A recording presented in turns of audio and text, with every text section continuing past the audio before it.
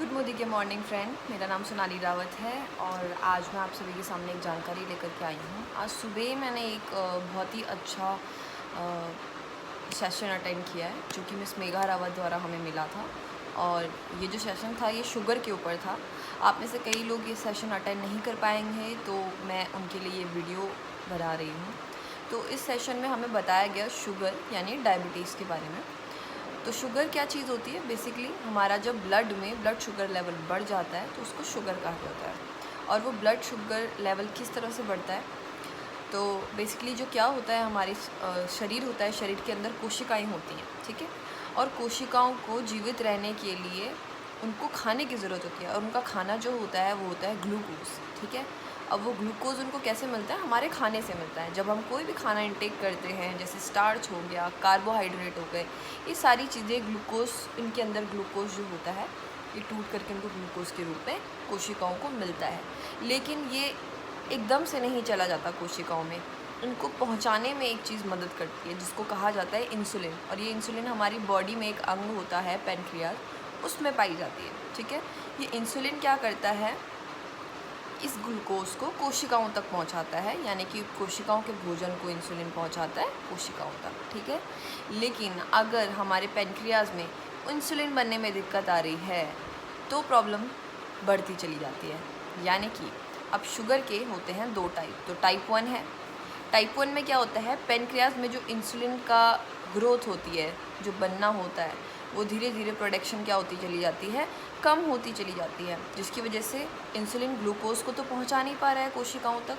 तो वो कहाँ जा रहा है? सारा ग्लूकोज वो ब्लड में मिक्स हो जा रहा है, और ब्लड में इन्वॉल्व होने के बाद वो क्या होता है? ब्लड का शुगर लेवल बढ़ता है, जिससे दो चीज़ें होती हैं। एक तो हमारी कोशिकाओं में शुगर नहीं पहुँच पाता तो कमज़ोरी आती है। दूसरी चीज़, जो हमारा ब्लड में शुगर चला जाता है उसको क्या खा रहे हैं? शुगर कौन खाता है ज़्यादा? बैक्टीरियाज खाते हैं। तो बैक्टीरिया हमारी बॉडी के अंदर बढ़ने लग जाते हैं, हमारे ब्लड के अंदर बढ़ने लग जाते हैं, जिससे बहुत सारी दिक्कतें आती हैं। सबसे पहली दिक्कत जो हमें आती है वो आती है जब भी हमें कोई कट लगता है, तो आपको पता है ऊपर से परत जमती है, ब्लड की परत जमती है। तो शुगर जब जिनको होता है तो उनको जब कभी कट लगती है तो वो परत नहीं जमती, यानी कि धीरे धीरे बॉडी सड़ना शुरू होती है। पर्टिकुलर उस पॉइंट पे धीरे धीरे बॉडी सड़ना शुरू हो जाती है, यानी कि वो भर नहीं रहा है, घाव भरता नहीं है। तो एक ये सबसे बड़ी दिक्कत आती है, ठीक है। इसी के साथ साथ अगर टाइप 1 की बात की जाए तो टाइप 1 में इंसुलिन तो बनना बंद हो जाता है। तो जब भी डॉक्टर्स पे आप जाते हैं तो डॉक्टर्स आपको क्या करते हैं? जो आर्टिफिशियल इंसुलिन है उसके इंजेक्शन लगाना रिकमेंड करते हैं कि आप आर्टिफिशियल इंसुलिन के इंजेक्शन लगाइए, जिससे आपका क्या है? आपका ब्लड शुगर लेवल मेंटेन रहेगा, तो आपको कोई दिक्कत नहीं होगी। लेकिन ये जो इंसुलिन के इंजेक्शन होते हैं बहुत ज़्यादा महंगे होते हैं। हो सकता है कई लोग इस चीज़ को अफोर्ड भी ना कर पा रहे हो। तो आप ये चीज़ सोच सकते हैं कि जहाँ पर हम अभी बात कर रहे हैं वो कर रहे हैं हेल्थ के ऊपर, यानी कि हमारे प्रोडक्ट्स में जो रेंज आती है हेल्थ केयर की वो आती है सप्लीमेंट। और सप्लीमेंट कुछ रुपयों में आपका काम कर सकते हैं और अच्छा काम कर सकते हैं जड़ से हटाने का। आर्टिफिशियल इंसुलिन यानी कि जब तक आप उसको लेंगे तब तक वो सही रहेगा, जब उसको लेना बंद कर देंगे वो दिक्कत करना शुरू कर देता है। तो ये आप समझ सकते हैं कि आपको क्या करना है? आपको अपनी हेल्थ को ठीक करना है, उसको जड़ से ख़त्म करना है। उसके लिए कोई आर्टिफिशियल इलाज नहीं ढूंढना है, ठीक है।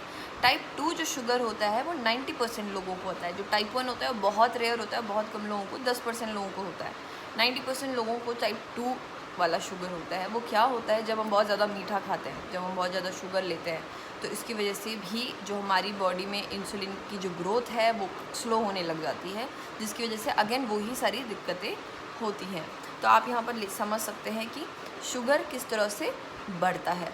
और जब हमारे ब्लड में शुगर बढ़ता है तो बहुत सारी दिक्कतें होनी शुरू हो जाती हैं, क्योंकि जो ग्लूकोज़ है, ग्लूकोज़ का मतलब होता है एनर्जी। हमारे सेल्स को जो खाना मिल रहा है एनर्जी, उससे हमारी बॉडी में एनर्जी आ रही है। और ग्लूकोज अगर एनर्जी नहीं करेगा क्रिएट, तो क्या होगा?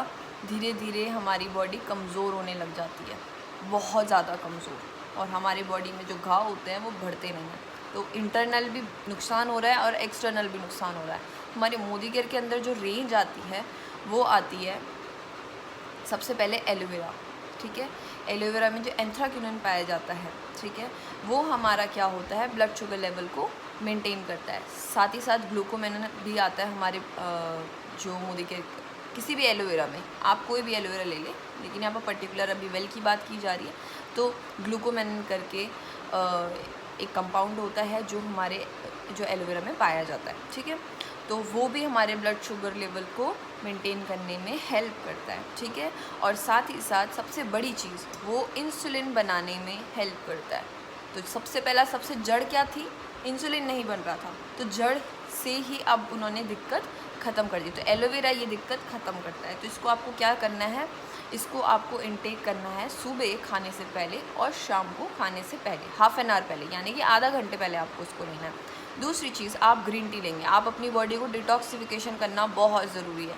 अब तक ब्लड शुगर में बहुत सारे बैक्टीरियाज आ चुके होंगे, तो वो बैक्टीरियाज कैसे आउट होंगे, उसके लिए आपको डिटॉक्सिफिकेशन करना बहुत ज़रूरी है। तो आप सबसे पहले ग्रीन टी इनटेक करेंगे। तीसरी चीज़, क्योंकि बॉडी में एनर्जी की बहुत कमी हो जाती है, तो आपको मल्टीविटामिन लेना बहुत ज़रूरी है। क्योंकि जो हमारे स्टार्च होते हैं, कार्ब्स होते हैं, ये सारी चीज़ें क्या करती हैं, हमारी बॉडी के अंदर ग्लूकोज पैदा करती है, जो कुछ समय के लिए शुगर वालों के लिए दिक्कत क्रिएट कर सकते हैं। तो डॉक्टर्स हमें विटामिन्स और मिनरल्स खाने के लिए कहता है। तो हमारी जो मल्टीविटामिन है उसमें आपको अच्छे से पता है 12 विटामिन्स, 8 मिनरल, 2 अमीनो एसिड्स हैं, जो कि हमारी बॉडी के लिए बहुत अच्छे हो सकते हैं। साथ ही साथ आप इसमें एक और सप्लीमेंट ऐड कर सकते हैं, जैसे टर्मरिक भी बहुत अच्छा होता है। हमारी जो टर्मरिक होती है, वो जो हल्दी की 50 गांठें होती है, उससे उसका एक टैबलेट बनता है। साथ ही साथ उसमें करक्यूमिन है, जो हल्दी का सत्व माना जाता है। तो अगर करक्यूमिन जो होता है वो हमारी हल्दी में कितनी मात्रा में पाया जाता है, ठीक है, एक अंदाजे से बताते हैं। अगर मैं 100 ग्राम हल्दी ले रही हूँ या 100 किलोग्राम हल्दी ले रही हूँ, ठीक है, तो उसमें मात्र 3 किलोग्राम करक्यूमिन होगा। तो आप यहाँ से अंदाज़ा लगा सकते हैं कि कितना कम करक्यूमिन उसमें पाया जाता है, ठीक है।